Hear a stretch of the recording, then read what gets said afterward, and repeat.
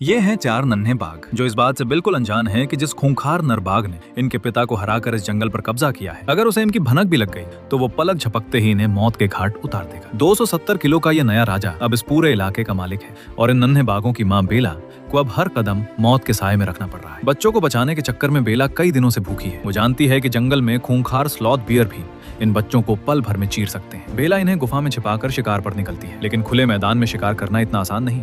कई बार खाली हाथ लौटने के बाद किस्मत से उसे एक बड़ा हिरन मिल जाता है। अभी बेला अपने बच्चों के साथ उस शिकार को खा ही रही होती है कि तभी जंगल एक खौफनाक दहाड़ से कांप उठता है। नया राजा शिकार की महक सूंघकर उनके बिल्कुल करीब आ चुका है। बच्चों को मौत के मुंह में देख बेला एक बहुत बड़ा दांव खेलती है। वो अपनी जान की परवाह किए बिना बाहर निकलकर उस खूंखार नरबाग का ध्यान अपनी ओर खींचती है और उसे उस मरे हुए हिरण के पास ले जाती है। राजा शिकार खाकर चला जाता है, लेकिन बेला जानती है कि अब ये जगह महफूज नहीं। वो रातों रात अपने बच्चों को लेकर एक नए अनजान सफर पर निकल पड़ती है, जहाँ मगरमच्छों से भरी खौफनाक नदी पार करके उन्हें जिंदा रहने के नए तरीके सीखने होंगे। महीनों गुजर जाते हैं, बच्चे अब शिकार करना सीख रहे हैं, लेकिन तभी मौत फिर से उनका दरवाजा खटखटाती है। उस खूंखार राजा की दहाड़ फिर से गूंज उठती है। इस बार बेला को अपने बच्चों को बचाने के लिए उस राजा के सामने आत्मसमर्पण करना पड़ता है। एक ऐसा झूठ बोलना पड़ता है जिसकी कीमत शायद उसकी अपनी जान, लेकिन ये झूठ कब तक छिपेगा? कुदरत के ऐसे ही खौफनाक और अनजान राज जानने के लिए अनजान राज को अभी सब्सक्राइब करें।